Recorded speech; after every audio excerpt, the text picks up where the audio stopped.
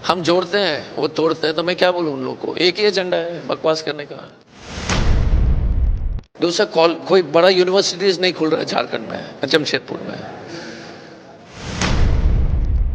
जमशेदपुर में पहले पूरी तरह से कर ले, तो उसके एक्सपेंशन से क्या होगा, पूरा शहर का रौनक जो है फिर से शहर चमक जाएगा।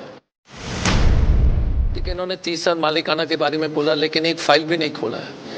मालिकाना नाम का फाइल नहीं है सरकार के।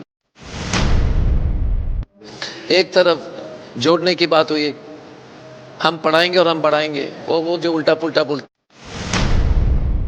नमस्कार, मैं उदय शंकर, न्यूज बाइस्कोप में आप सबों का स्वागत है। जमशेदपुर पूर्वी के प्रत्याशी डॉक्टर अजय कुमार हमारे साथ हैं।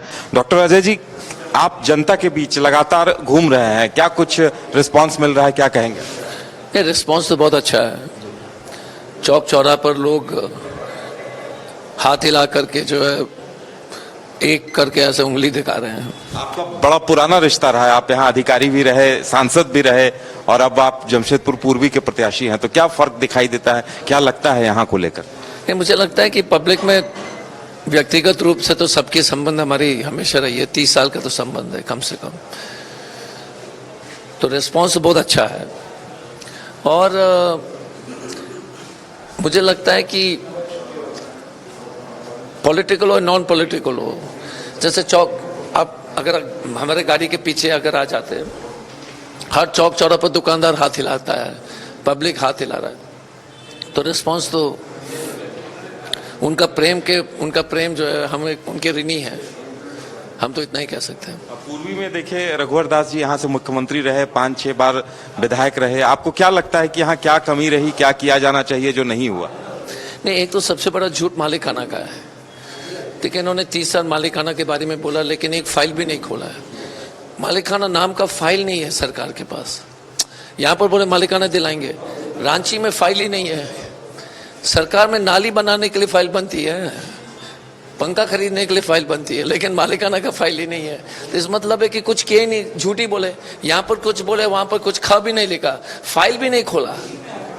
उसको हमने हेमंत जी से बात करके कहा कि जितने भी धनबाद, जमशेदपुर, बोकारो, गैर खतियानी जमीन पर जो लोग, गरीब लोग, मध्यम वर्ग के लोग ने जो मकान बनाया, उसको सरकार पट्टा दिला दे अब, क्योंकि सब तो सरकारी जमीन हो गई है। पट्टा में क्या हो जाएगा, फिर आपकी रजिस्ट्री पे चढ़ेगी, आप बेच भी सकते हो, लोन भी मिलेगा। तो गरीब लोग का जो बहुत सारे, आप लोग में से बहुत सारे दोस्त लोग रांची में कितने सरकारी जमीन पर मकान बना है, तो सरकारी जमीन पर मकान बना तो उसको जो है उसको नियमित करके उसको जो पट्टा दे दे, बस खत्म। इस बार क्या लग रहा है और क्या कुछ करना चाहेंगे इसके अलावा आप जमशेदपुर पूर्वी के लिए खासकर? नहीं, एक तो स्कूल के फीस जो है नियंत्रण से बाहर है, गरीब लोग दे नहीं पा रहे। 4000 पर बच्चा, 5000 पर बच्चा, उस पर कुछ कार्रवाई होनी चाहिए। सरकार स्कूलों को सपोर्ट करे, लेकिन परिवार बर्बाद हो रहे हैं, गरीब परिवार। दूसरा कॉल कोई बड़ा यूनिवर्सिटीज नहीं खुल रहा है झारखंड में, जमशेदपुर में। एक मेडिकल कॉलेज सिर्फ मणिपाल हम लाए थे। चेन्नई में 600 इंजीनियरिंग कॉलेजेस हैं और 80-90 मेडिकल स्कूल्स हैं। तो जब तक आपको झारखंड और जमशेदपुर खास तौर से उसमें बढ़िया यूनिवर्सिटीज नहीं लाएंगे, प्राइवेट भी, तो हमारे बच्चे क्या, जमशेदपुर शहर में धीरे धीरे सीनियर लोग हैं, सीनियर सिटीजन्स हैं और ठेकेदार मजदूर हैं। ये शहर ऐसी स्थिति कभी नहीं थी जब हम इसमें थे, कंपनी के लोग बहुत थे। अब ठेकेदारी मजदूरी बेचारे कर रहे हैं, तो कितना शहर की स्थिति भी अच्छी नहीं है। ड्रग्स वग्स सब।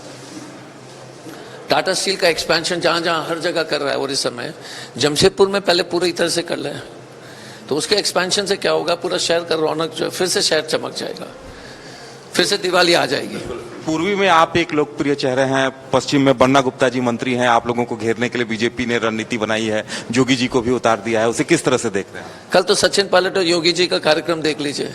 एक तरफ जोड़ने की बात हुई, हम पढ़ाएंगे और हम बढ़ाएंगे, वो जो उल्टा पुल्टा बोलता रहता है। हम जोड़ते हैं वो तोड़ते हैं, तो मैं क्या बोलूं उन लोगों को। एक ही एजेंडा है बकवास करने का, और कोई तो बोलता ही नहीं। स्कूल के बारे में नहीं बोलता है, स्वास्थ्य के बारे में नहीं बोलता, इनके यही एजेंडा है। आप बताओ, आपका सबसे बड़ी चिंता क्या है? बच्चे की पढ़ाई, नौकरी, और ये बकवास करते रहते हैं। ये घुसपैठी के बारे में बोल रहे हैं, क्योंकि आपका नेक्स्ट सवाल होगा। आप बताओ, बॉर्डर किसकी जिम्मेदारी है? केंद्र सरकार। तो ये अमित शाह ही घुसपैठी करा रहा है ना। घुसपैठी की समस्या 10 साल से अगर घुस गया है तो आर्मी और बीएसएफ बांग्लादेश बॉर्डर पर कौन है? अमित शाह। तो अमित शाह को पहले जेल भेजो, वही घुसपैठी करा रहा है, बकवास करता रहता है सुबह शाम।